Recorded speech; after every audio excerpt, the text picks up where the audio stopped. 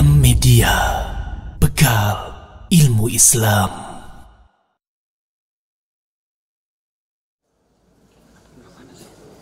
Assalamualaikum warahmatullahi wabarakatuh. Innal hamdalillah nahmaduhu wa nasta'inuhu wa nastahdihi.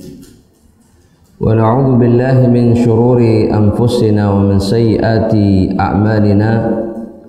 Man yahdihillahu fala mudilla lahu wa man yudlilhu fala hadiya lahu. Fa asyhadu an la ilaha illallah wahdahu la syarika lah, iqraran bihi wa tauhida,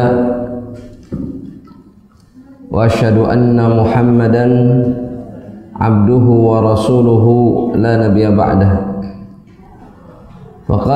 Faqala rabbuna tabaraka wa ta'ala fil Qur'anil Karim, ya ayyuhalladzina amanu ittaqullaha haqqa tuqatih wa la tamutunna illa wa antum muslimun. Ya ayyuhan nasu taqu rabbakumul ladzi khalaqakum min nafsin wahidah wa khalaqa minha zawjaha wa batha minhuma rijalan katsiran wa nisaa. Wattaqullaha alladzi tasaaluna bihi wal arham innallaha kana 'alaikum raqiba. Ya ayyuhalladzina amanu taqullaha wa qulu qawlan sadida yuslih lakum a'malakum wa yaghfir lakum dhunubakum wa man yuti'illaha wa rasulahu faqad faza fawzan 'azima. Fa ba'du, ahibbati fillahi wa ikhwani fid din, azanillahu wa iyyakum. Kembali kita dipertemukan oleh Allah Subhanahu wa ta'ala di atas kebaikan, di atas amal saleh dan ketaatan kepada Allah Subhanahu wa ta'ala. Dan kita juga bersyukur kepada Allah Subhanahu wa ta'ala atas seluruh kenikmatan yang dikaruniakannya, terkhusus nikmat hidayah, nikmat taufik, petunjuk kepada setiap kebaikan yang diinginkan oleh Allah Subhanahu wa ta'ala. Dan kita memang sudah sepatutnya berbahagia dan kemudian bersyukur atas kasih sayang Allah Subhanahu wa ta'ala berupa nikmat hidayah, nikmat rahmat Allah Subhanahu wa ta'ala, sebagaimana yang difirmankan oleh Allah Subhanahu wa ta'ala, wa bidzalika falyafrahu, kata Allah. Maka dengan kenikmatan yang diberikan oleh Allah Subhanahu wa ta'ala itu, hendaknya kalian, yakni nikmat hidayah, kebaikan, rahmat Allah, hendaknya kalian berbahagia. Dan kata Allah Subhanahu wa ta'ala, dzalika khairum mimma yajma'un, itu jauh lebih baik dari apa yang mereka kumpulkan dari kenikmatan dunia. Oleh karenanya para sahabat-sahabat Rasulullah sallallahu alaihi wasallam, atau mungkin boleh kita katakan, atau bisa kita katakan para wali-wali Allah dari kalangan para sahabat, mereka tidak pernah merasa berat ketika kehilangan dunia ataupun kenikmatan dunia, tapi menjadi berat bagi mereka untuk kehilangan kenikmatan hidayah, petunjuk dan rahmat Allah Subhanahu wa ta'ala. Begitulah semestinya orang-orang yang mengaku beriman kepada Allah Subhanahu wa ta'ala. Tidak pantas seseorang yang beriman kepada Allah itu sibuk dengan memikirkan dunia, karena dunia itu bukan urusan siapa? Dunia itu bukan urusan siapa? Bukan urusan kita. Dunia itu urusan Allah Subhanahu wa ta'ala. Kita hanya diperintahkan menjemput karunia dunia yang diberikan oleh Allah. Sisanya urusan Allah, bukan urusan kita sama sekali. Dan memang Allah tidak menginginkan kita kemudian sibuk dengan urusan dunia, karena dunia tidaklah menjadikan seseorang itu mulia dan kemudian tidak mengangkat derajat seseorang. Itu tidak akan pernah terjadi. Dunia tidak akan pernah mendatangkan kemuliaan kepada seseorang, tidak akan meninggikan derajat seseorang, baik itu di dunia itu sendiri ataupun kelak nanti di akhirat. Sehingga tidak perlu sibuk dengan itu. Ya, bukan berarti harus diam berpangku tangan, bukan, tapi tidak perlu menjadikannya sebagai tujuan yang betul-betul dikejar. Kenapa itu menjadi perkara yang sangat penting? Sebagaimana dalam hadis yang akan kita bahas insyaallah taala, kita akan menemukan bahwa yakni pada hadis yang ke-38 ya dari kitab Al-Arba'un An-Nawawiyah, kita akan menemukan bahwa ternyata mereka-mereka yang mulia di sisi Allah Subhanahu wa taala, yang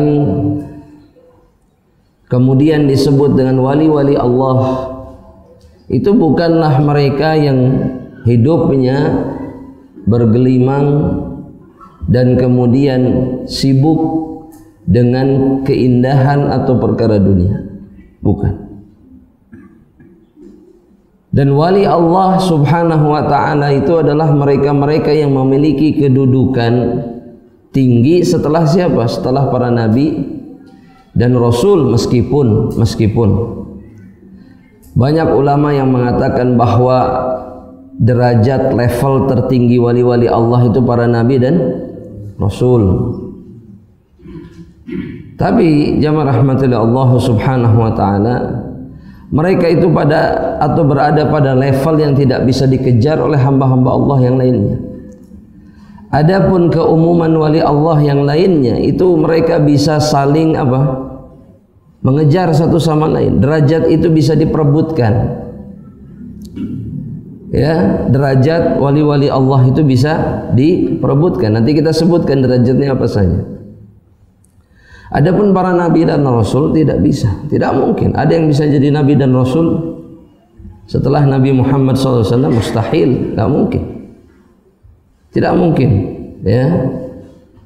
Dan yang menjadi syahid atau yang menjadi perkara yang ingin disampaikan bahwa ternyata dunia bukanlah penyebabnya, sehingga bisa jadi mereka yang dihinakan dalam urusan dunia justru mereka adalah orang yang paling ditinggikan derajatnya di sisi Allah Subhanahu wa ta'ala. Ya, bahkan jamaah rahmatillah Allah Subhanahu wa ta'ala,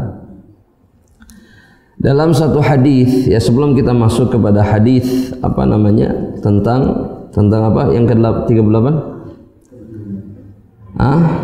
Tentang apa coba? Dibaca dulu tidak sebelum datang ke kajian. Hadis ke-38 tentang wali-wali Allah Subhanahu wa ta'ala. Ya, ditulis ya rahmatillah Allah. Kata Rasulullah sallallahu alaihi wasallam, ya, dalam hadis yang diriwayatkan oleh Imam Muslim,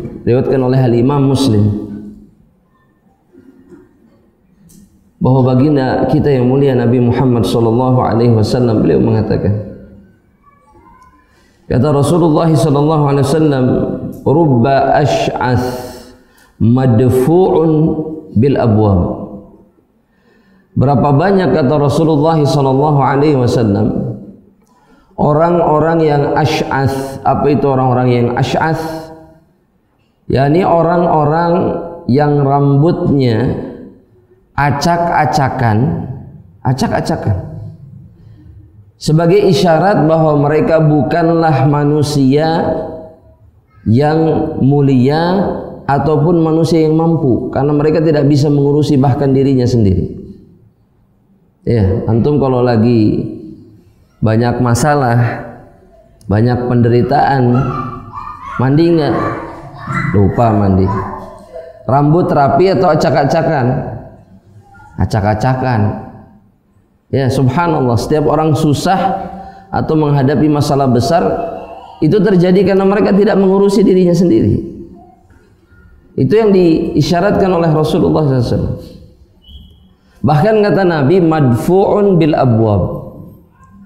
Kalaulah dia mendatangi rumah-rumah kaum muslimin, dia datang, bukan minta-minta, tapi dia datang berziarahkah atau yang semisalnya, itu madfu', dia ditolak. Kenapa? Karena orang menganggapnya tidak penting, gak penting.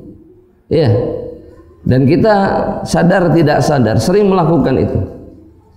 Kalau ada tamu di depan rumah, dilihat dulu tidak dilihat. Kalau si fulan yang kira-kira apa jemaah periodin gitu, aduh ya pusing, masalah pasti ini, masalah. Dibuka enggak. Kalau tamu kita tidak tahu, kita lihat dia, oh udah, biar dia gedor 2 jam pun nggak akan dibukakan pintunya. Madfu', ditolak. Tapi kata Nabi Muhammad SAW, lau aqsama 'ala Allahi la abarrahu. Kalau dia bersumpah atas nama Allah, memohon atas nama Allah Subhanahu wa ta'ala, maka Allah Subhanahu wa ta'ala itu akan memberikan apapun yang dia inginkan dengan sumpahnya. Apapun. Meskipun di hadapan makhluk dia adalah manusia yang bahkan orang pun, makhluk pun tidak mau menerimanya. Ya. Dan yang seperti inilah yang disebut dengan wali Allah Subhanahu wa ta'ala. Karena Allah Subhanahu wa ta'ala akan selalu membersamai walinya. Allah Subhanahu wa ta'ala itu akan selalu membersamai walinya. Dan sama sekali Allah tidak akan pernah memandang dunianya, sama sekali. Lantas apa yang dipandang oleh Allah Subhanahu wa ta'ala? Itu yang digambarkan oleh Rasulullah SAW kemudian dalam hadis yang menjadi pembahasan kita. Ahibati fillah wa ikhwani fid din, azanillahu wa iyyakum. Rasulullah sallallahu alaihi wasallam dalam hadis yang ke-30, dalam hadis Al-Arba'un An-Nawawiyah, hadis yang diriwayatkan Al-Imam Al-Bukhari. Dan hadis ini hadis qudsi. Hadis qudsi yang sahih. Sebagaimana hadis-hadis yang lainnya, hadis qudsi itu ada yang sahih, hasan, dhaif dan seterusnya. Maudhu', ya. Dan yang seterusnya. Hadis ini sahih dan diriwayatkan dari Abu Hurairah radhiyallahu taala anhu, bahwa Rasulullah sallallahu alaihi wasallam bersabda. Beliau berkata, kata Abu Hurairah, "Innallaha ta'ala qala." Sesungguhnya Allah Subhanahu wa ta'ala itu berfirman. Dan firman Allah dalam hadis ini, jadi penggalan kalimat yang pertama, Allah Subhanahu wa ta'ala langsung memberikan peringatan. Karena Allah Subhanahu wa ta'ala mengatakan, man adali waliyan, barang siapa yang memusuhi waliku, wali Allah Subhanahu wa ta'ala. Sehingga pembahasan tentang wali Allah itu, ya, makna wali Allah itu tidak boleh satupun dari kita tidak mengetahuinya. Paham? Kenapa? Tulis di bukunya, di catatannya. Ketika Allah Subhanahu wa ta'ala, ya, itu menisbatkan makhluk kepada dirinya. Menisbatkan apa? Makhluk kepada dirinya, itu isyarat bahwa kedudukan makhluk tersebut teramat sangat tinggi. Jadi ketika Allah mengatakan man adali waliyan, barang siapa yang memusuhi waliku, kata Allah, Allah menisbatkannya kepada dirinya.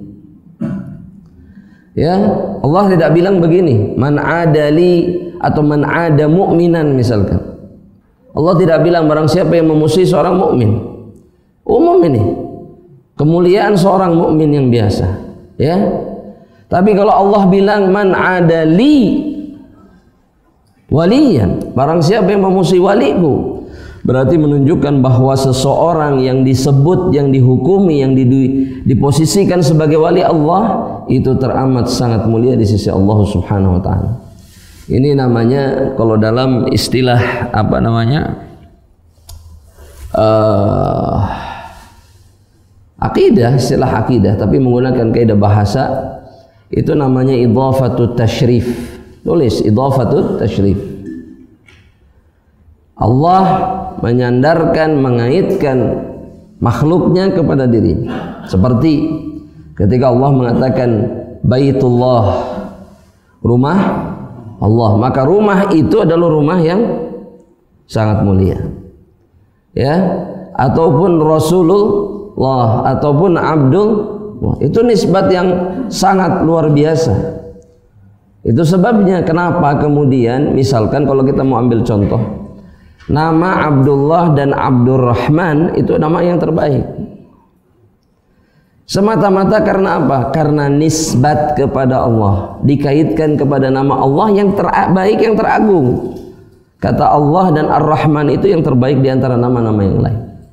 Itu alasannya, gak ada alasan lain.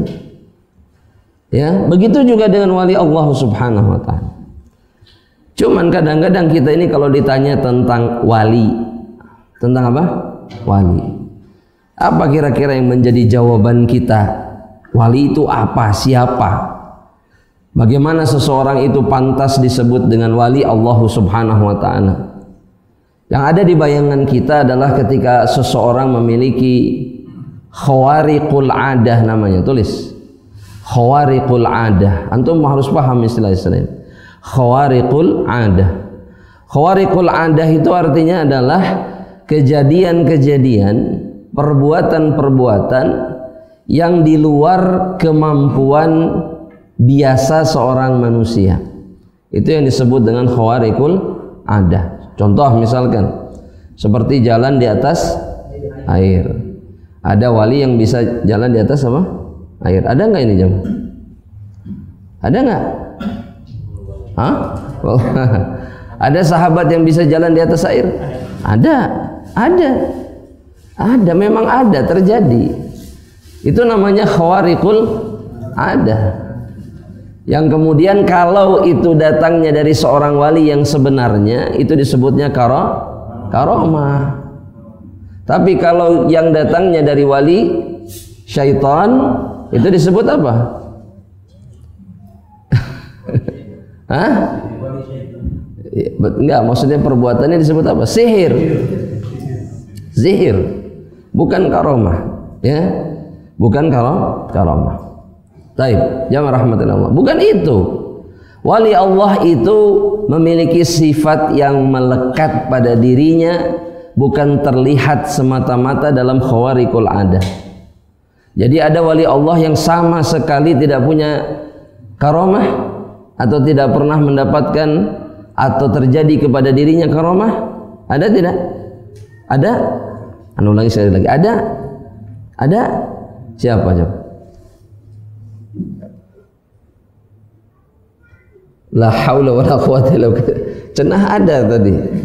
Ya. Di antara mereka kata para ulama yang paling tinggi, wali Allah yang paling tinggi di antara wali-wali Allah yang lainnya, yang justru tidak bisa dikatakan hampir tidak pernah mengalami karamah, tidak pernah diceritakan atau disebutkan adalah Abu Bakar As-Siddiq radhiyallahu taala anhu.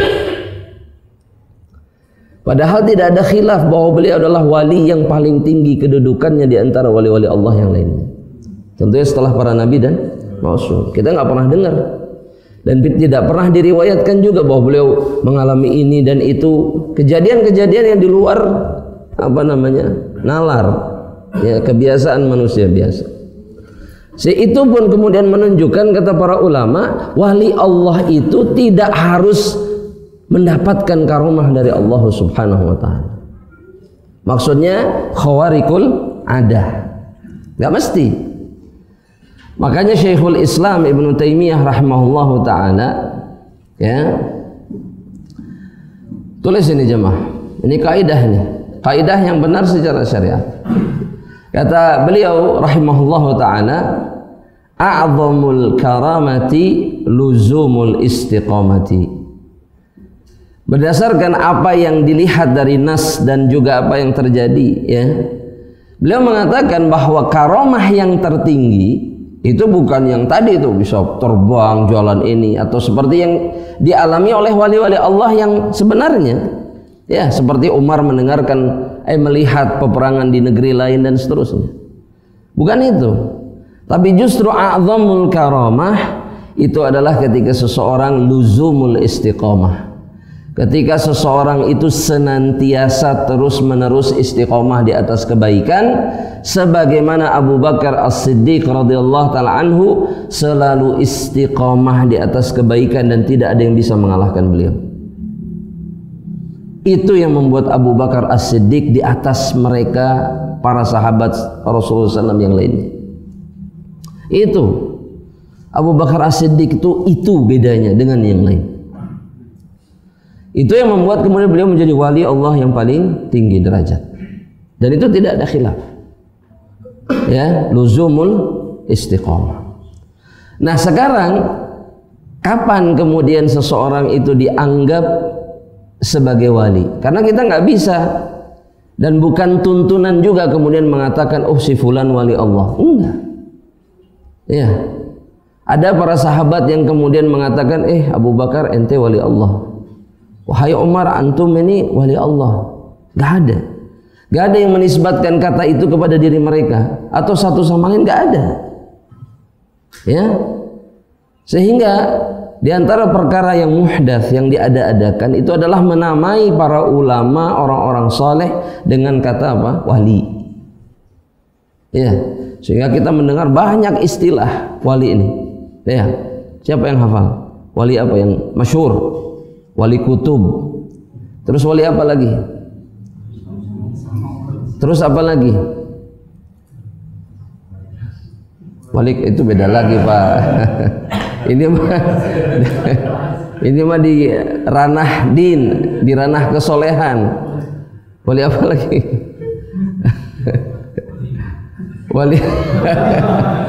Wali majdhub. Wali majdhub, ya. Terus apa lagi?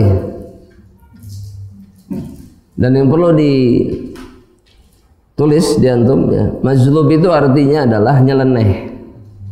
Majdzub itu artinya, bahkan kalau dalam bahasa Arab, ya, majdzub atau majdub, ya. Sebagian mengatakan ini majdub. Majdub itu artinya adalah orang-orang yang tidak sehat akalnya. Namun kemudian diberikan penamaan wali. Nah, ini kontradiktif. Ini nggak bisa. Tidak ada wali yang tidak sehat akalnya, nggak ada. Karena ketika dia tidak sehat akalnya, mustahil dia jadi wali. Karena beban taklif diangkat dari dirinya dan seterusnya. Ya. Sehingga kita perlu tahu siapa mereka yang disebut dengan wali dan apa sifatnya. Nah, para ulama mengatakan wali secara bahasa itu artinya adalah nasir. Ya, an-nasir, mereka yang menjadi penolong. Kemudian yang kedua adalah al-qarib. Mereka yang dekat. Kemudian yang ketiga itu adalah al-muhibb. Mereka yang mencintai. Sehingga kalau orang menolong orang lain, orang dekat dengan orang lain, kemudian apa lagi? Cinta kepada orang lain, kepada saudaranya, dia itu disebut dengan wali. wali kita dia. Ya. Maka perhatikan jemaah. Orang tua, khususnya orang tua seorang wanita, itu disebut dengan apa? Wali. Kenapa disebut dengan wali? Karena dia sosok yang dekat, penolongnya, dan yang mencintainya. Ayah. Gak ada sosok yang lebih dekat, kemudian mencintai dan melindungi, menolong putrinya melebihi ayah. Nggak ada. Makanya aneh kalau ada ayah yang kemudian dibenci oleh putrinya, atau dia tidak suka kemudian dan tidak mencintai putrinya. Ya, diberikan nama wali karena sifat itu ada pada ayah. Sifat itu ada pada ayah. Ya. Nah, adapun secara syar'i, secara apa? Syara, ya. Kata para ulama sebagaimana ini terkandung di dalam ayat Al-Qur'an Al-Karim. Itu adalah mereka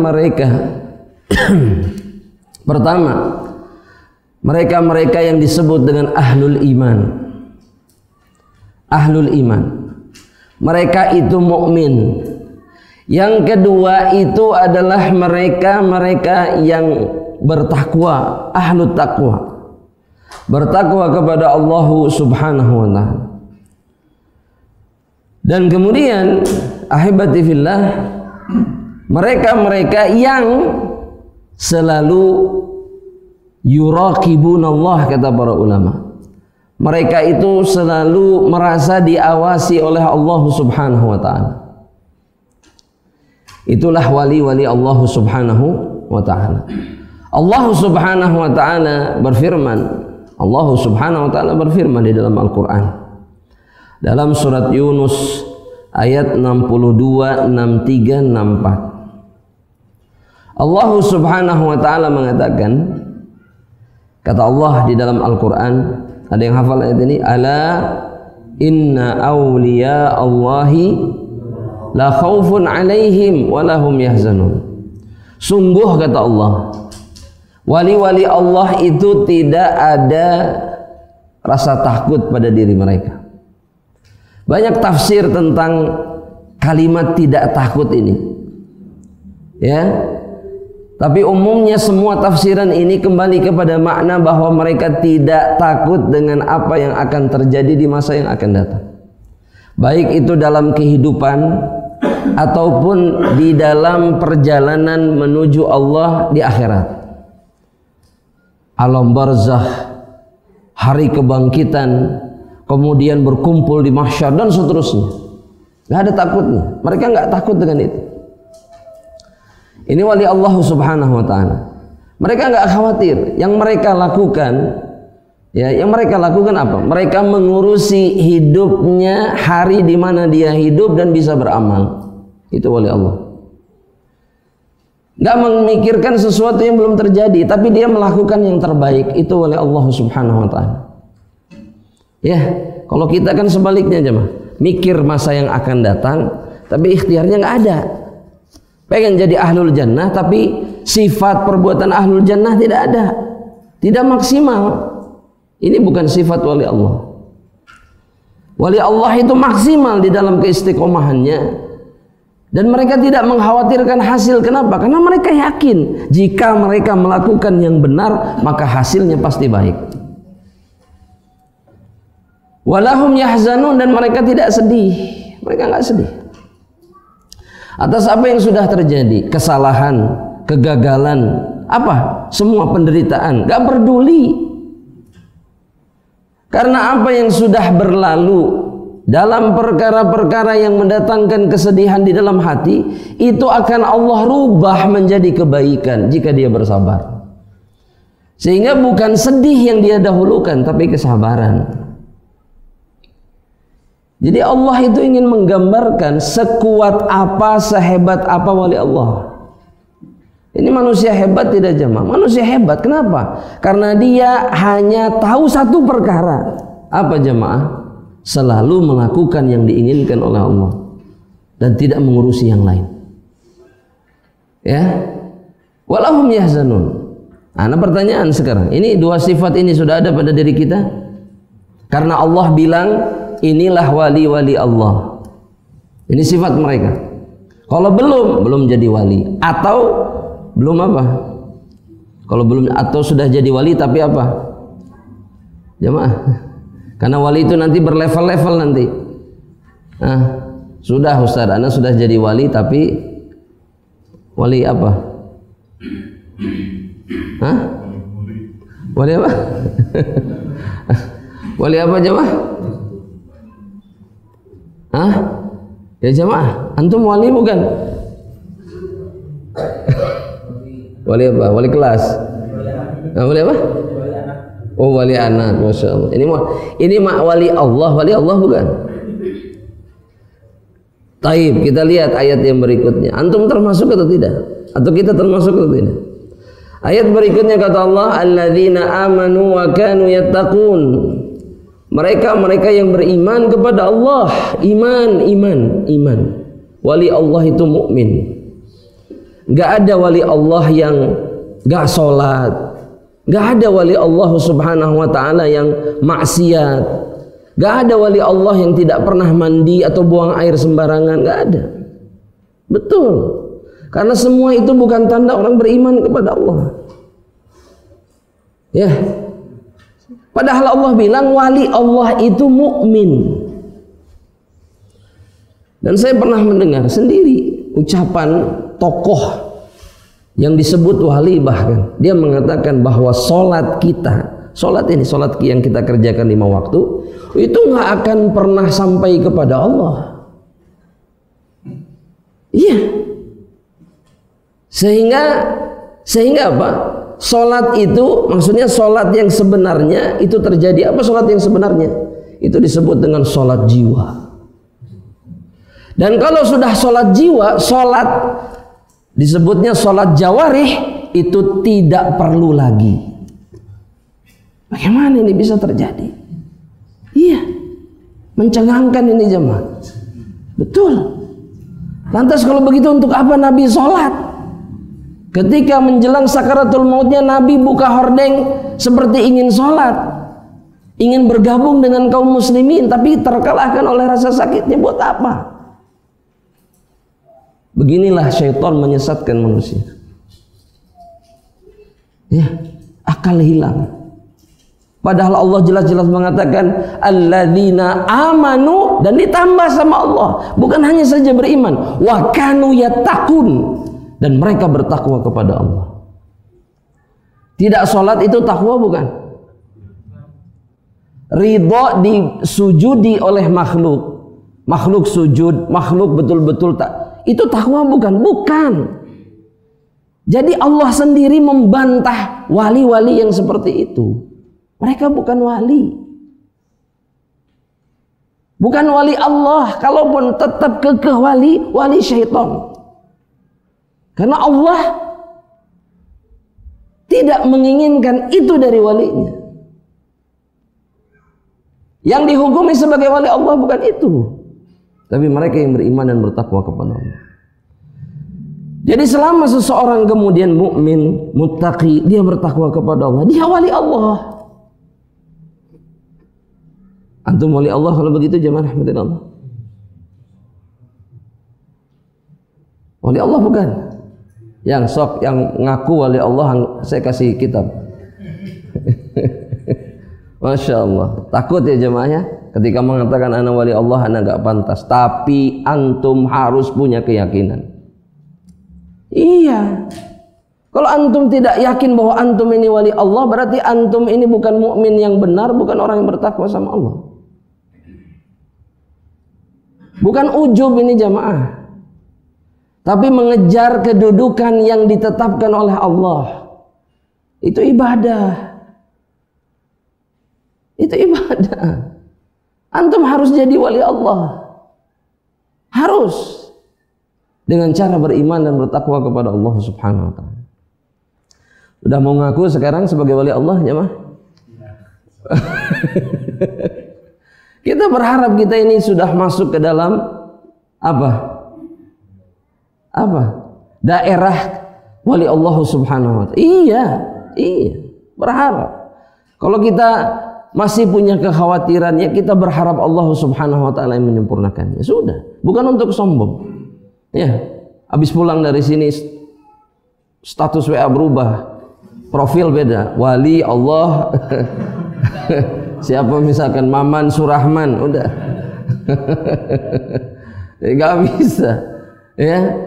Dan mereka yang memang wali Allah tidak akan pernah mendudukkan diri mereka tinggi di atas makhluk Allah yang lainnya, nggak pernah. Ya, inilah wali-wali Allah Subhanahu wa ta'ala. Bahkan kalau kita mau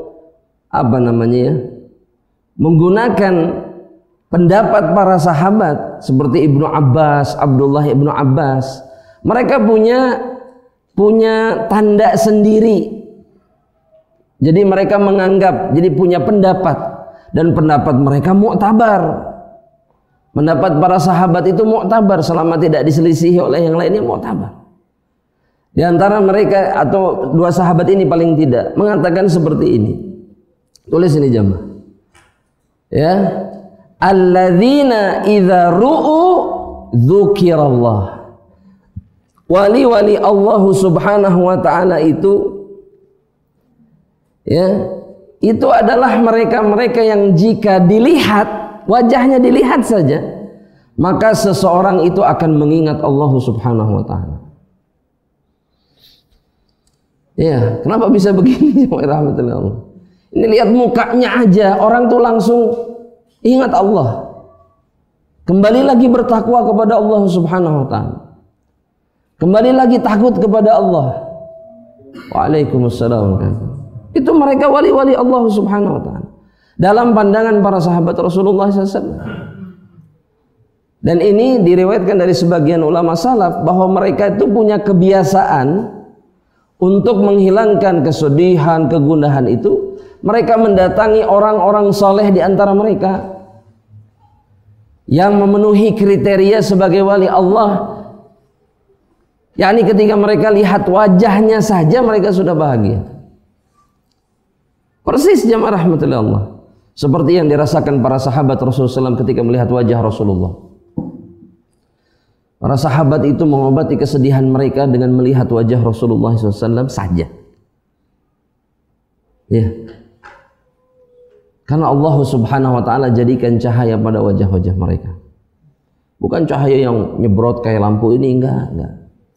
Tapi cahaya yang menyejukkan, cahaya kesolehan, cahaya kebaikan. Dan kita nggak bisa bohong, Ketika melihat seseorang yang soleh itu wajahnya menyejukkan hati, itu memang betul terjadi, terasa.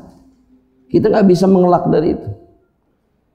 Tapi kita lihat sebagian orang yang ngurus wajahnya nggak beres-beres, biar glowing, bahasanya kayak glowing, angger, udah gitu.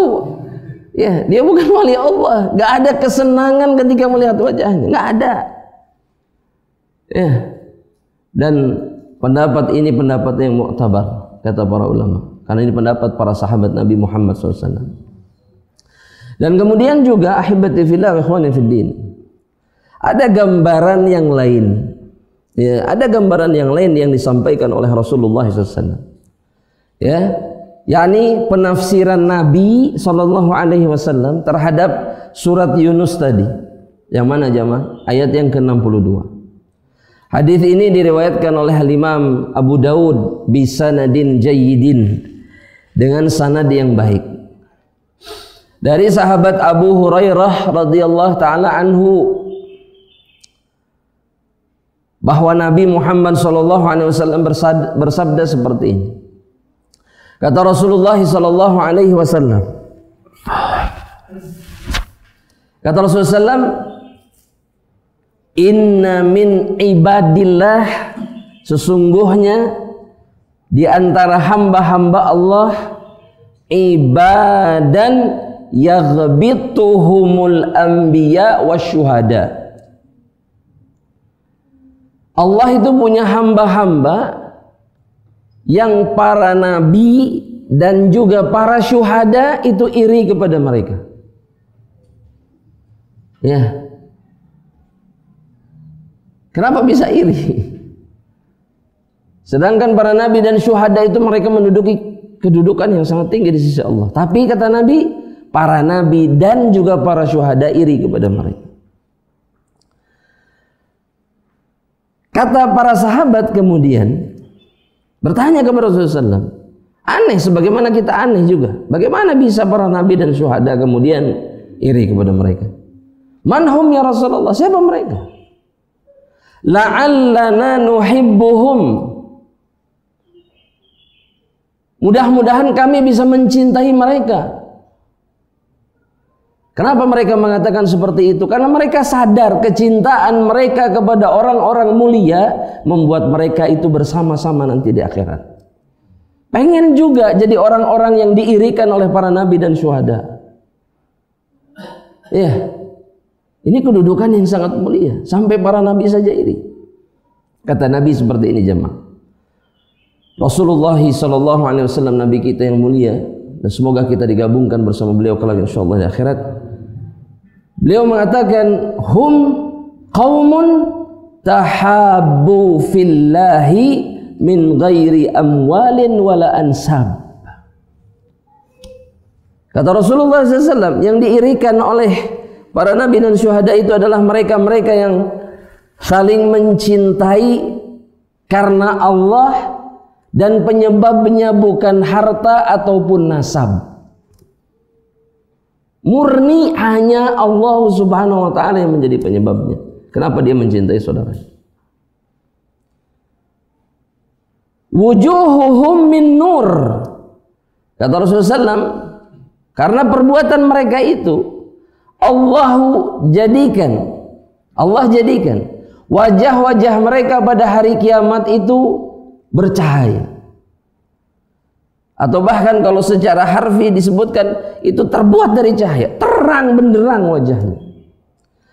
Ala manabir min nur. Dan mereka duduk di atas mimbar-mimbar yang terbuat dari cahaya nanti pada hari kiamat. Karena satu perbuatan mereka tadi mencintai karena Allah, gak ada urusan dengan harta, gak ada urusan dengan nasab. Karena ini menunjukkan ketulusan iman. Hanya orang mukmin yang mampu melakukan ini. Hanya orang mukmin. Iya. Cinta itu terpengaruhi oleh nasab. Cinta itu terpengaruhi oleh apa? Harta. Mana yang lebih kuat? Nasab sama harta? Harta.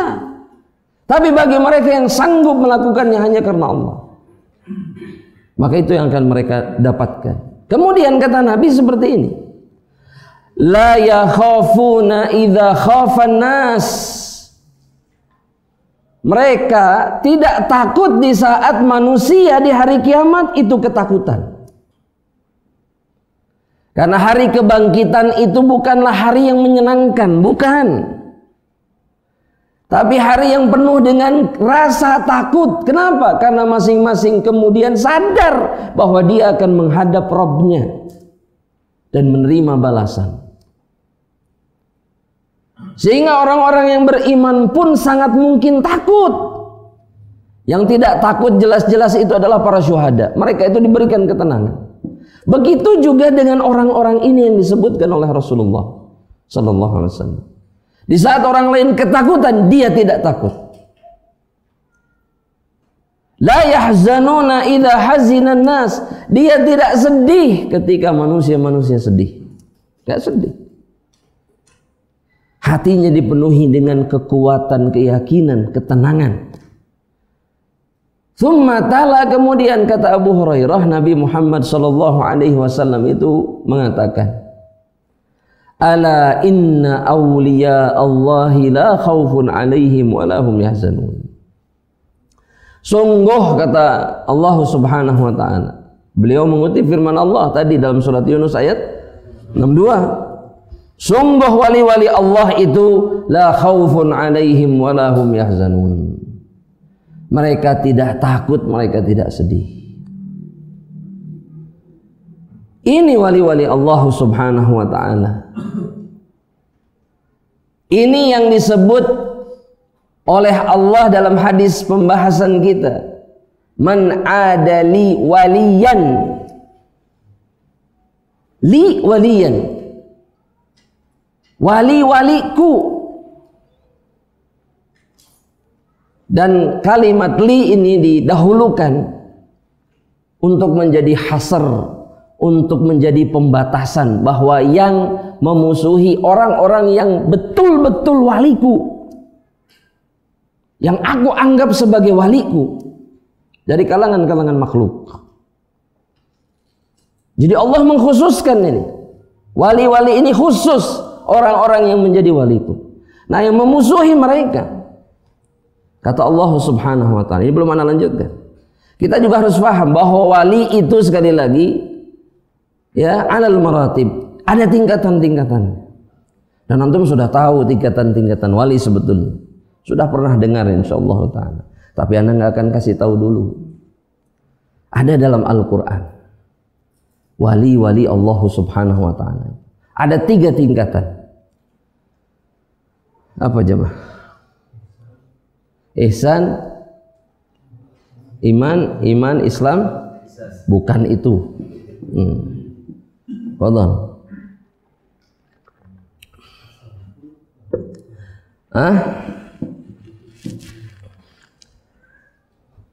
Ada Masya Allah, zalimun li nafsihi. Udah sampai situ dulu. Ini ada di surat apa ini? Fatir. Anda bantuin. Fatir 32. Ingat udah langsung ya, ayatnya keluar semua di pikirannya. Betul? Jemaah? Langsung keluar. Baik, ditunggu. Ayatnya dibacakan, silahkan. Coba siapa yang mau membacakan? Fadhal ya.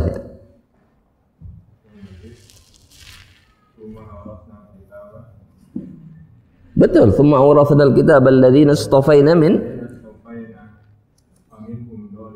ibadina faminhum zalimun li nafsihi. Ini yang pertama.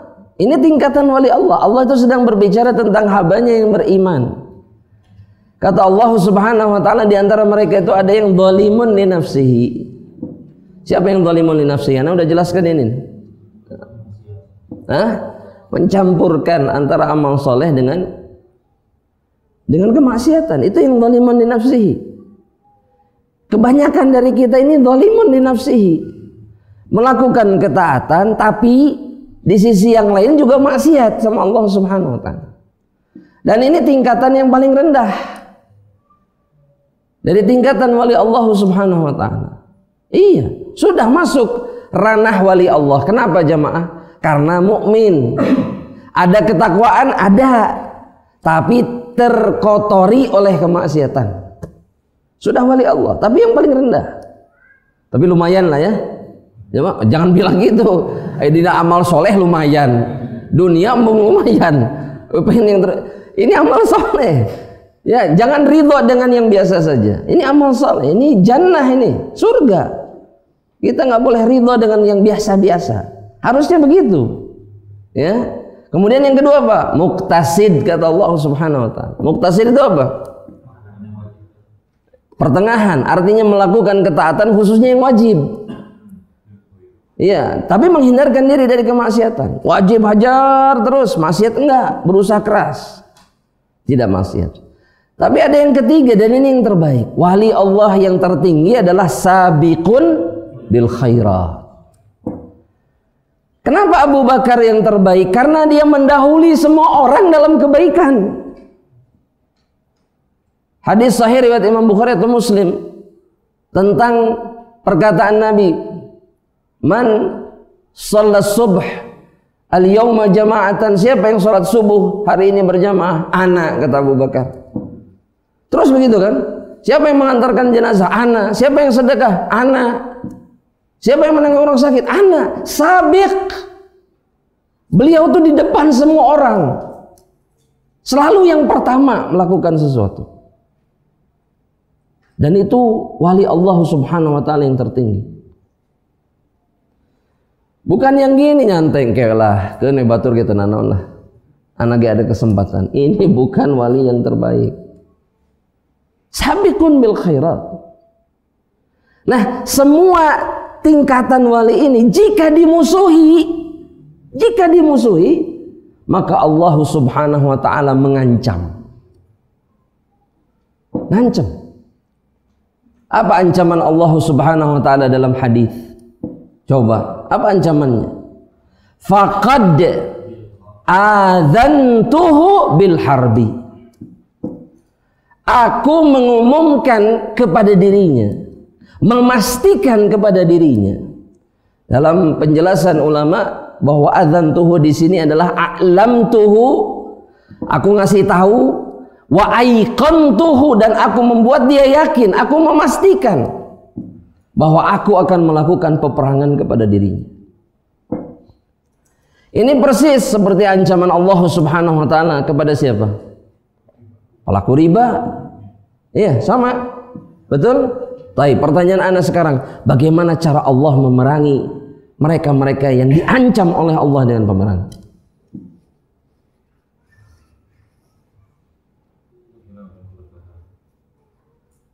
Allah cabut semua kebaikan dari dirinya. Dan kemudian Allah, kata Ibnu Abbas, sebagaimana disebutkan oleh Imam Ibnu Katsir, bahwa nanti di akhirat, ini tulis di akhirat, yang dimaksud kemudian dengan perang dari Allah, Allah akan mengatakan kepada hamba ini, khudh silahaka, ambil senjatamu, kita akan perang. Siapa yang mampu melakukan peperangan dengan Allah? Hancur, binasa. Khudh silahak, ambil, ditantang sama Allah. Ayo, karena aku sudah mengancammu dan engkau tidak mau dengar ancaman Allah Subhanahu wa taala. Allah betul-betul ajak perang. Binasa. Begitu juga dengan mereka-mereka yang menyakiti wali-wali Allah. Begitu juga dengan mereka-mereka yang menyakiti wali Allah. Hancur mereka. Ya, pasti menang jamaah. Hamba yang diajak perang Allah pasti menang? Pasti hancur. Hancur, binasa. Dan itu hanya karena, Anda kenapa bilang hanya karena? Karena orang itu seringkali menganggap bahwa menyakiti wali Allah itu hanya perbuatan biasa. Padahal itu perbuatan besar di sisi Allah. Ya, mereka yang menyakiti wali Allah itu adalah mereka yang menyakiti Allah secara langsung. Sama seperti kita. Yang menyakiti putri kita itu adalah orang yang menyakiti kita langsung. Betul nggak? Kalau antum ada yang menyakiti anak perempuan antum, berhadapan dengan siapa? Tetangga. Ya sama kita, sama bapaknya. Awas kalau berani. Begitu juga dengan Allah terhadap para walinya. Sekali lagi ini kemuliaan yang dipersiapkan oleh Allah Subhanahu wa taala untuk para wali. Makanya anu mau tanya jamaah rahmatullah. Makanya jadi wali itu keharusan atau pilihan? Keharusan. Antum ingin menjadi orang mulia di sisi Allah, harus jadi wali. Antum ingin masuk surga derajat tertinggi, harus jadi wali. Antum ingin menjadikan Allah sebagai pelindung antum, bahkan Allah yang akan menghancurkan musuh-musuh antum, antum harus jadi wali. Itu kenapa kemudian orang-orang yang menjadi wali Allah tidak pernah takut, tidak pernah sedih. Kalau boleh ana bahasakan, ya. Wali Allah itu deckingnya siapa? Mau apa? Ayo silahkan melakukan apa saja, faddal. Tapi ada Allah yang akan melindungi ana. Bisa apa? Makhluk yang berusaha menyakiti kita bisa apa? Kalau Allah yang jadi penolong kita. Betul jamaah rahmatullah? Baik. Sekarang Anda punya pertanyaan. Jamaah rahmatullah. Yang bisa jawab pertanyaan Anda dapat hadiah. Angkat tangan biasa. Tarik nafas. Ya, silahkan jamaah rahmatullah. Ayo. Siapa yang mau jawab, dia akan mendapatkan kebaikan insyaallah taala. Antum yakin? Hadiahnya sama, Dik? Enggak ada masalah? Oh, Masya Allah. Taib. Pertanyaannya begini, ya. Allah Subhanahu wa Ta'ala itu punya hamba-hamba. Jadi ini kalangan wali Allah nih, sudah masuknya kalangan wali Allah Subhanahu wa Ta'ala. Jawabannya nggak ada di kajian. Taib, siap? Siap, Anil mangut-mangut siap. Taib, ya, nggak ada. Allah itu punya hamba-hamba dari kalangan walinya. Ini lebih spesifik lagi, lebih khusus lagi. Yang Allah Subhanahu wa Ta'ala bilang atau dikatakan oleh Nabi bahwa orang-orang ini adalah orang dekatnya Allah dan orang khususnya Allah Subhanahu wa Ta'ala. Ini jadi lebih apa namanya? Lebih tenonnya. Pokoknya lebih betul-betul circle lah, Masya Allah. Ya nggak circle. Pokoknya orang betul-betul orang yang paling dicintai sama Allah. Di antara walinya. Siapa mereka?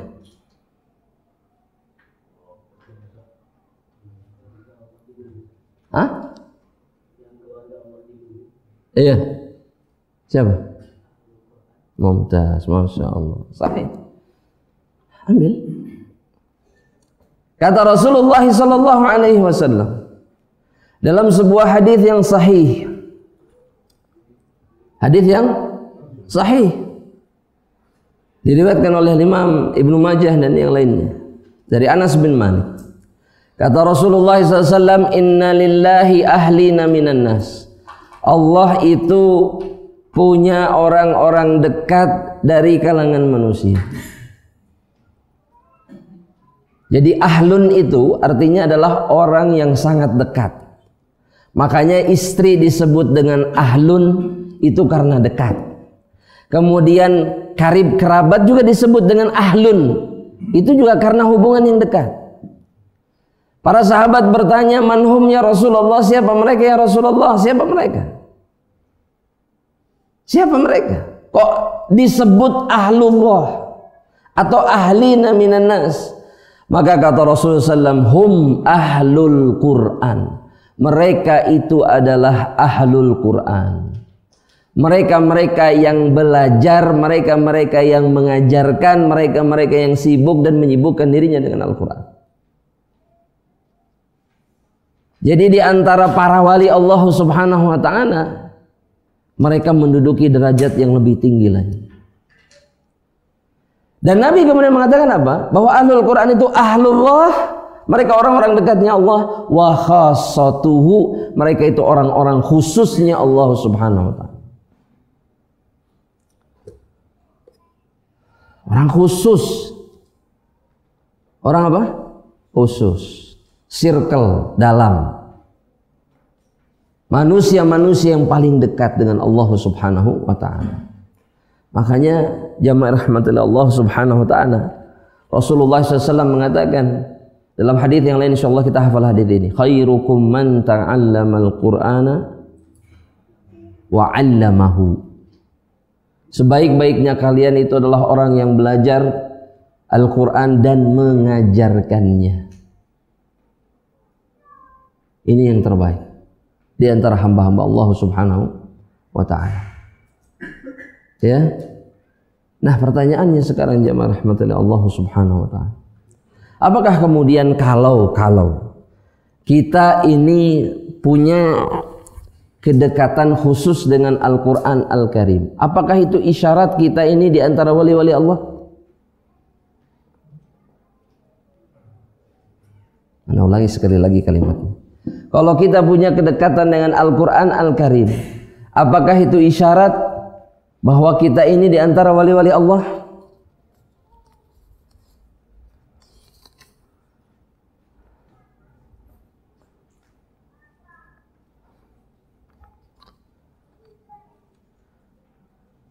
Loh, kenapa sulit jemaah menjawabnya?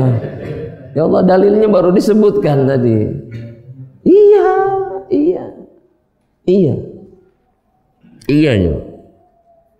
Dan semua atau semua mereka yang mulia di sisi Allah Subhanahu wa taala yang ditetapkan nih oleh Al-Qur'an, oleh hadis, oleh Rasulullah SAW, kesemuanya adalah ahlul Qur'an. Abu Bakar ahlul Qur'an, ahlul Qur'an. Bahkan beliau itu kata Ibunda Aisyah radhiyallahu taala anha, kan Rasul menjadikan Abu Bakar sebagai apa? Imam pengganti siapa? Rasulullah SAW. Karena imam rawatibnya siapa? Rasulullah SAW. Jadi kalau ada Rasul tidak ada yang jadi imam. Tapi ketika Rasul tidak ada, khususnya di akhir hayatnya, siapa yang dijadikan imam? Abu Bakar As-Siddiq. Yang menolak itu anak perempuannya Aisyah. Jangan ya Rasulullah, jangan ayah saya yang jadi imam. Oh, bayangkan coba. Gantiin Rasul tapi anaknya keberatan. Kenapa? Karena kata Ibunda Aisyah, ayah saya ini hatinya terlalu lembut ketika membaca Al-Quran. Pasti menangis. Pasti menangis. Karena begitu luar biasanya ta'thir Quran di dalam hati beliau. Bagaimana Aisyah bisa tahu? Karena itu yang dia lihat dari ayahnya. Bahwa ayahnya Abu Bakar As-Siddiq itu selalu dekat dengan Al-Quran Al-Karim. Umar bin Khattab juga sama. Jamaah? Sama tidak? Apa buktinya jam? Baca surat apa? At-Tur. Apa bunyinya? Bukan Wat-Tur. Bukan yang Wat-Turnya. Inna azaballahi lawaqi', kata Allah Subhanahu wa taala dalam surat Tur. Di salat malamnya beliau mengulang-ulang ayat ini. Inna azaballahi lawaqi'. Sesungguhnya azab Allah itu pasti terjadi. Diulang, menangis sambil membaca ayat itu, kemudian sakit.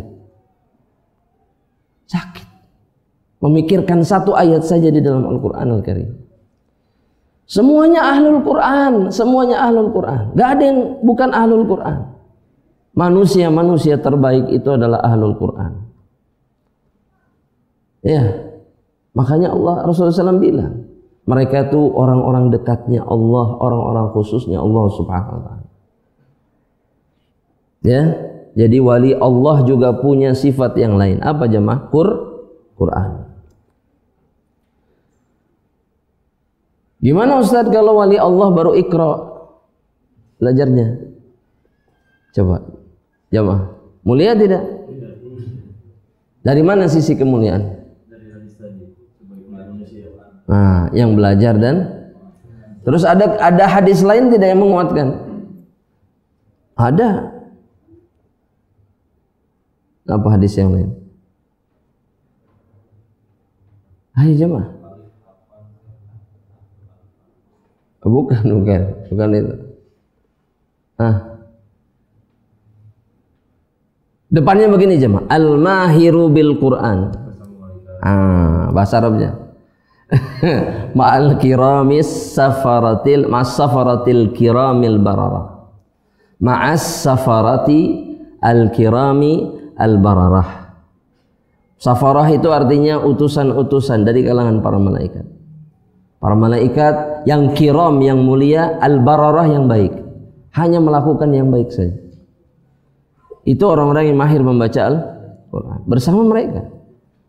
Ditemani, didampingi, diikuti, dijaga. Iya. Kalau mahir. Mahir. Nah, kalau nggak mahir gimana? Kalau nggak mahir, Rasul juga bilang, siapa yang hafal? Ayo. Jangan ragu-ragu. Ayo jemaah, dapat hadiah. Ayo jemaah. Apa? Nggak terdengar jemaah, angkat tangannya jawab. Bapak anak tahu siapa yang bicara? Tuh kan, giliran ngangkat tangan mah. Ayo nggak apa-apa, ayo. Salah nggak ada masalah. Ini bukan ujian nasional jemaah. Iya, nggak lulus, nggak hancur hidup, nggak. Tenang aja. Iya, apa? Fadal. Nah, yang berikutnya kata Rasulullah SAW, orang yang baca Al-Quran syakun alaih, susah. Syak itu artinya susah, aduh berat. Wa huwa yatata'u fihi, dan dia kemudian apa? Yatata itu bata-bata. Jadi sudah susah, bata-bata, tapi masih maksa untuk baca Al-Quran Al-Karim. Falahu ajran, maka dia berhak mendapatkan 2 pahala. Apa pahala yang pertama?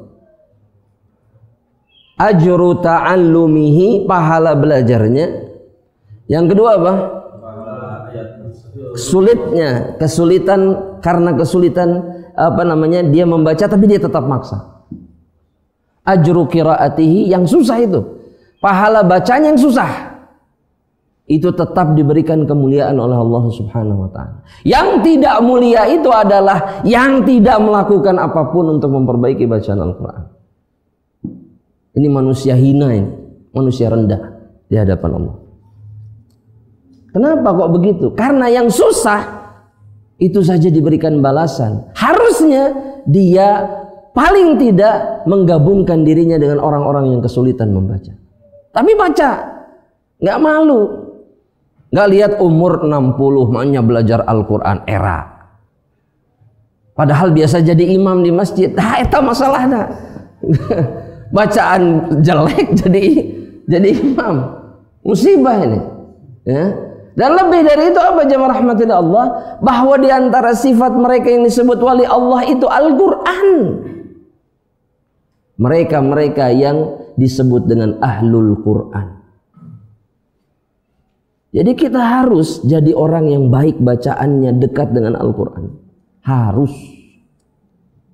Karena wali Allah itu ahlul Quran. Jelas jemaah rahmatillah Allah.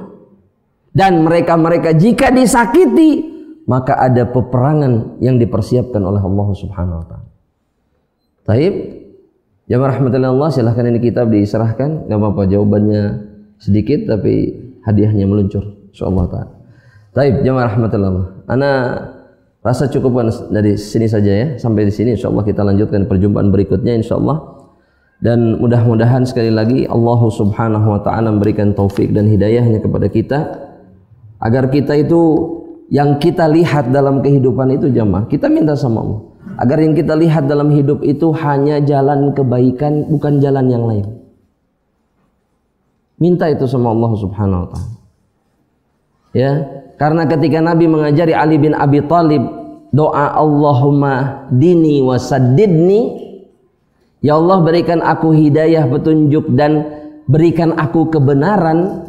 Maksudnya apa? Agar Ali itu selalu melihat dan berjalan di atas jalan kebenaran. Begitulah kita semestinya bersikap, meminta kepada Allah Subhanahu wa taala. Wallahu ta'ala.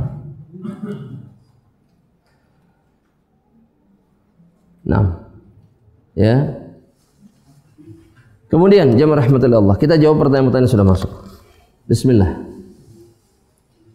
Ahsanallahu ilaika Ustaz, bagaimanakah ciri-ciri seseorang telah mencintai orang-orang mulia? Taib, ciri yang pertama jemaah rahmatullah Allah Subhanahu wa taala. Ciri bahwa seseorang itu mencintai orang yang mulia atau bahkan juga mencintai Allah Subhanahu wa taala, maka sebagaimana yang disebutkan oleh Abdullah bin Mubarak, ciri yang paling pertama dan yang paling utama, yang paling nyata itu apa? Ta'ah. Tanda cinta yang sebenarnya kepada yang dicintai itu adalah taat. Apa yang dimaksud dengan taat? Kita mengikuti apapun yang dilakukan oleh orang-orang mulia yang kita cintai. Sehingga kalau kita misalkan mengaku cinta Rasulullah SAW, tandanya cuma satu apa? Taat. Ta'ah. Ittiba itu hasil ketaatan. Antum kalau tidak taat tidak akan pernah ittiba. Gak akan pernah. Antum kalau lihat orang, antum benci, sebel, sudah nggak ada keinginan taat kepada dirinya, antum tidak mungkin dan tidak akan pernah ittiba kepada dirinya. Gak mungkin. Ya. Kalaupun iya, itu hanya pura-pura, di depan orangnya, di belakangnya 180 derajat. Tapi kalau antum sudah taat kepada seseorang dan itu karena cinta, maka seluruh yang dia lakukan akan kita ikuti. Ta'ah yang pertama. Kemudian yang kedua, jamaah rahmatillah Allah, tanda cinta ini tasyabbuh. Iya, tanda cinta kita kepada orang mulia itu tasyabbuh. Apa itu tasyabbuh? Berusaha menyerupai, berusaha mirip. Berusaha mirip. Dan itu tanda cinta. Lihat mereka-mereka yang cinta sama artis, sama orang pemain olahraga. Apa yang dilakukan? Mirip. Bahkan rambut pun, iya. Gini, rambut Ronaldo teh kumaha? Rambut Ronaldo. Oh, tak apa. Iya. Dihabiskan terus pakai jalur tol kata sedikit di sini. Itu sedunia. Kenapa bisa begitu? Karena cinta. Tasyabbuh. Terus ada penyanyi negara tertentu, rambutnya dibatuk, bukan batuk sih, maksudnya dikeraskan, jadi gimbal. Kenapa diikuti? Cinta. Karena cintanya mereka bertasyabbuh. Nah, kita juga ketika kita mencintai Nabi dan para sahabat, mana tasyabbuhnya? Mana buktinya? Disuruh ngangkat kain di atas mata kaki aja setengah mati. Kenapa nggak mau? Antum tidak cinta kepada Rasulullah. Bohong cinta antum. Disuruh ngangkat yang gampang aja nggak mau. Tasyabbuh. Kenapa itu jadi penting? Karena Nabi di atas mata kaki. Kenapa nggak mirip sama Nabi? Semua itu masalah cinta. Ya, makanya udah nggak usah berbelit-belit, dan kita pun nggak usah sibuk dengan orang-orang. Oh, nggak gitu maksudnya. Udah nggak usah sibuk.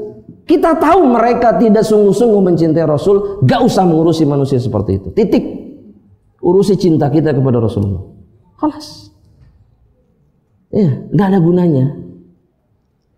Ya, apa yang bisa antum lakukan kepada mereka-mereka yang membenci Nabi? Dengan tidak mengikuti sunnahnya, artinya mereka gak suka. Ada kebencian dong berarti. Karena kalau mereka cinta, mereka akan mengikuti apapun. Gak usah pembahasan, iya kan khilaf di antara para ulama. Gak ada itu. Taat saja, titik, sudah beres. Gak ada pembahasan lain. Jelas jemaah? Yang ketiga, masih ada tanda yang lain. Tanda yang lain bahwa kita mencintai orang-orang mulia apa? Doa yang tidak pernah putus untuk mereka.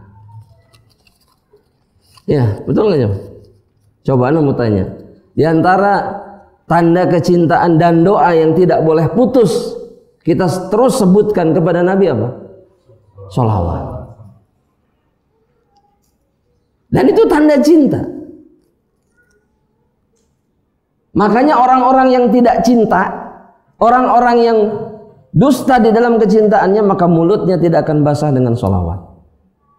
Disebutkan nama Nabi, dia diam. Harusnya ketika disebutkan nama Nabi, dia mengucapkan apa? Sallallahu alaihi wasallam. Doa terus. Begitu juga dengan orang-orang mulia setelah beliau. Sahabat. Lihat, para khatib, para imam, para ulama, itu selalu setelah bersolawat mereka mendoakan siapa? Wardallahumma anil ashabin Nabi Muhammad sallallahu alaihi wasallam, dan seterusnya. Terus. Karena itu tanda cinta mereka kepada yang dicintai. Ya, berarti ada berapa tanda jemaah rahmatullah? 3. 1, 2, 3, mendoakan. Sudah cukup segitu. Ya, jemaah rahmatullah Allah. Jadi itu ingat baik-baik, dan itu menunjukkan sebagai tanda bahwa antum mencintai orang-orang yang dimuliakan oleh Allah Subhanahu wa taala. Oh, Masya Allah. Wah, ini nggak kebaca sama anak. Qadarullah, Masya Allah. Oh, ini aja buat akhwat ada nih, Masya Allah. Baik, yang berikutnya jemaah. Ya. Ustadz, suami anak jarang sholat di masjid, dan anak merasa cinta anak berkurang ketika ia meninggalkan sholat berjamaah.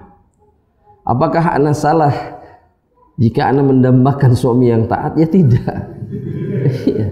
Itu adalah dambaan yang benar, dambaan yang menunjukkan bahwa seorang istri itu mencintai suaminya.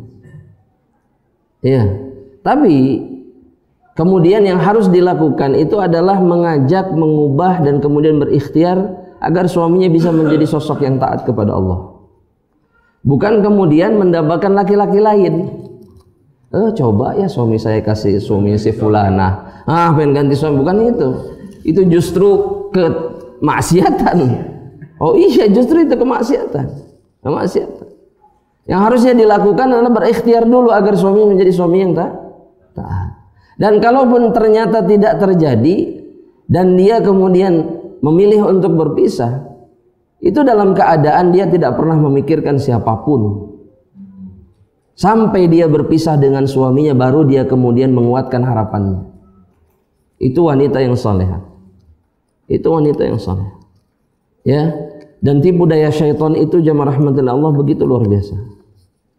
Ya, yang akan dilakukan oleh syaitan ketika salah satu pasangan itu tidak sesuai dengan keinginan, maka dia akan diajak berpikir memikirkan orang lain, sosok lain. Coba ya kalau kayak suami si fulana, coba ya kalau kayak si itu, si ini dan seterusnya. Laki-laki juga sama. Ya, coba ya kalau istri saya kayak. Ini anak kasih contoh ini, anak kasih contoh.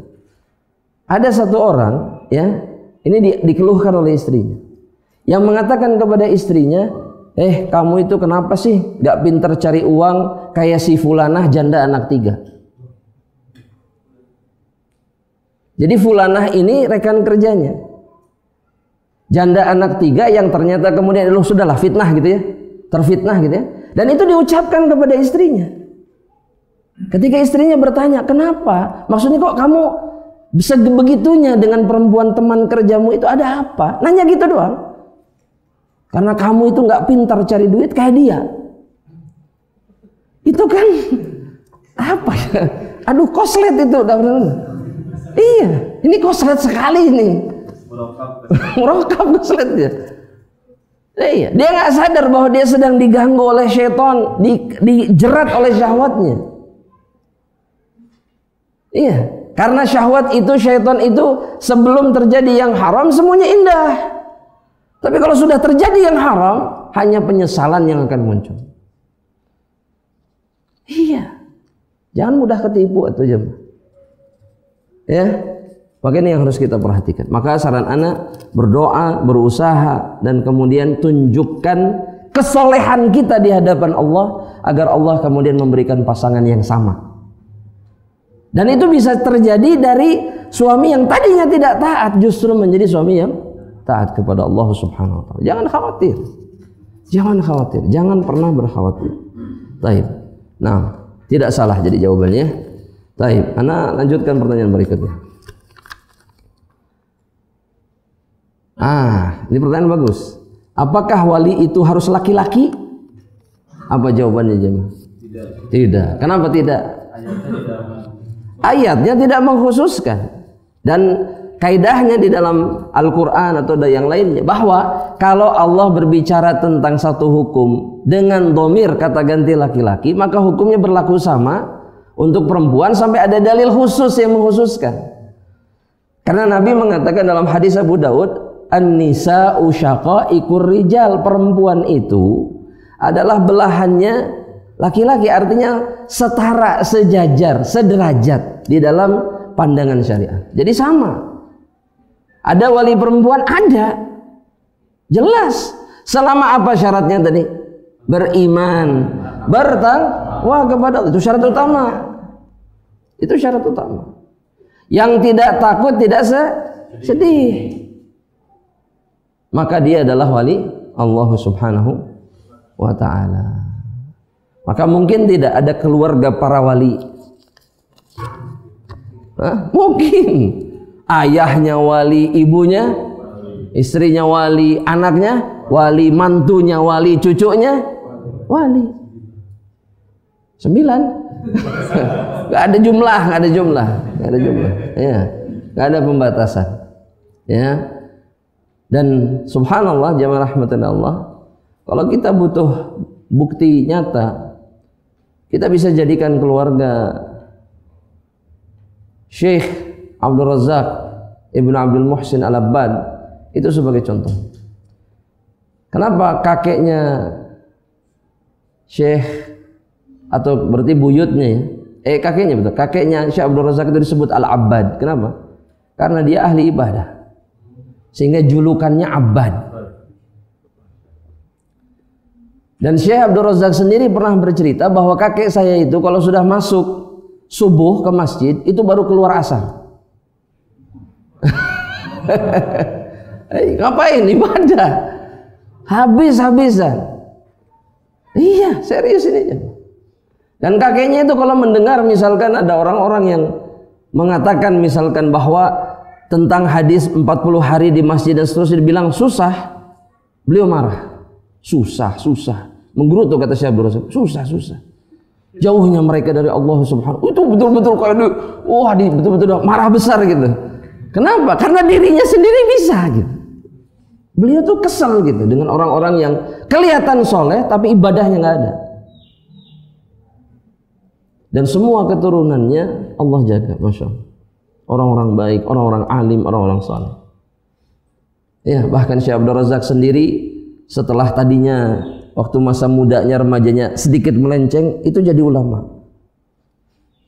Ya, sebenarnya ceritakan beliau terkenal satu kota Madinah karena kenakalannya bukan kesolehannya. Tapi dikembalikan kembali oleh Allah Subhanahu wa taala. Dijaga dan kemudian Allah jadikan ulama. Ya, begitulah Allah menjaga mereka keluarga-keluarga yang saleh, yang penuh ketaatan kepada Allah Subhanahu wa taala. Wallahu taala alam. Dan yang terakhir. Assalamualaikum Ustaz, ana minta sarannya. Bagaimana ana harus bersikap dengan tetangga yang tidak suka dengan ana? Tetapi ana sendiri tidak ada sakit hati atau marah kepadanya. Ustaz, dan dia menebar berita bohong tentang ana, Ustaz. Sehingga orang-orang di lingkungan anak ada sisi kedua, tidak menyukai anak. Bagaimana sikapnya? Antum sudah menjawab di dalam pertanyaan antum sendiri. Antum tidak marah, antum tidak peduli, berarti antum sudah selesai itu. Hanya saja ada satu hal. Ketika seseorang melakukan kezaliman, maka tugas kita adalah mencegah kezaliman. Itu jangan ditinggalkan. Itu tanda bahwa antum juga peduli sama saudara antum. Seperti tadi yang disebutkan berita bohong. Kalau itu betul-betul berita bohong, maka hentikan berita ini. Luruskan. Pertama, itu tanda antum mencintai saudara antum karena Allah. Dan yang kedua, antum melindungi, mencegah saudara antum dari kezaliman, ya. Dan yang ketiga, antum menghentikan persepsi orang terhadap diri antum. Dan itu sunnah. Kenapa sunnah? Karena Nabi saja ketika melihat gelagat tidak mengenakkan dari sahabat, yang curiga Nabi jalan sama istrinya Sofiyah di kegelapan malam, sehingga dua orang sahabat ini kelihatan gelagatnya seperti Nabi jeung sahaya gitu, seperti punya dzan buruk terhadap Nabi. Itu Nabi cegah. Inna Sofiyah, ini istri saya Sofiyah. Dengan kata lain Nabi ingin bilang jangan pikir aneh-aneh, ana enggak melakukan kemaksiatan. Nah itu harus dilakukan. Nah ini yang jarang kebanyakan dari kita tidak melakukan. Banyak. Padahal semestinya dilakukan. Kalau masalah kemudian jadi ini, udah itu takdir Allah, nggak usah khawatir. Tapi antum sudah menjalankan tugas. Ya, makanya kalau ada berita bohong jangan sabaran ya. Enggak, orang mukmin enggak begitu. Tapi bersihkan, berikhtiar. Kalau kemudian ternyata tidak seperti yang kita harapkan, kita sudah melakukan tugas kita. Wallahu ta'ala alam bishawab. Nah, yang terakhir jamaah rahmatullah, ini khusus untuk akhwat. Ini ada hadiah, ya. Ada hadiah bagi yang bisa menjawab. Ada mic juga nggak di akhwat? Nggak ada. Ada. Baik. Bagi yang mau menjawab pertanyaan anak, silahkan. Ada hadiah untuk satu orang saja. Silahkan. Tidak ada? Dan dapat buku juga. Dapat buku juga, insya Allah. Silahkan. Pertanyaannya nggak susah, ana jamin.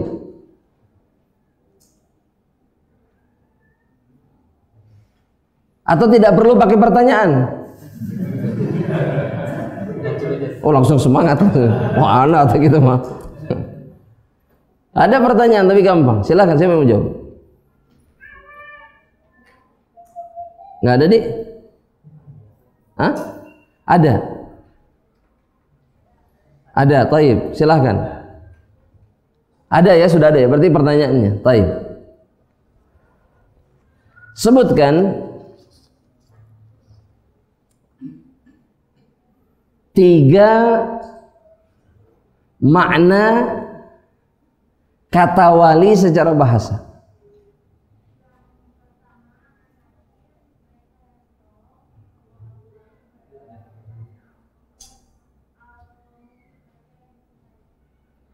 Sahih, jawaban, Masya Allah, mumtazah, afwan, boleh nanti disampaikan ke yang menjawab, insyaallah ta'ala. Barakallahu fikum. Nah, dengan itu selesailah jamaah rahmatan Allah. Selesailah kajian kita insyaallah di sore hari ini. Sekali lagi kita berharap kepada Allah, Allah menjaga kita dan selalu memberikan taufik dan hidayahnya kepada kita, kepada seluruh kebaikan amalan yang dicintai oleh Allah Subhanahu wa ta'ala. Akhiru da'wana alhamdulillah rabbil alamin. Subhanakallahumma bihamdika asyhadu an la ilaha illa anta astaghfiruka wa atubu ilaik. Assalamualaikum warahmatullahi wabarakatuh. Am Media, bekal ilmu Islam.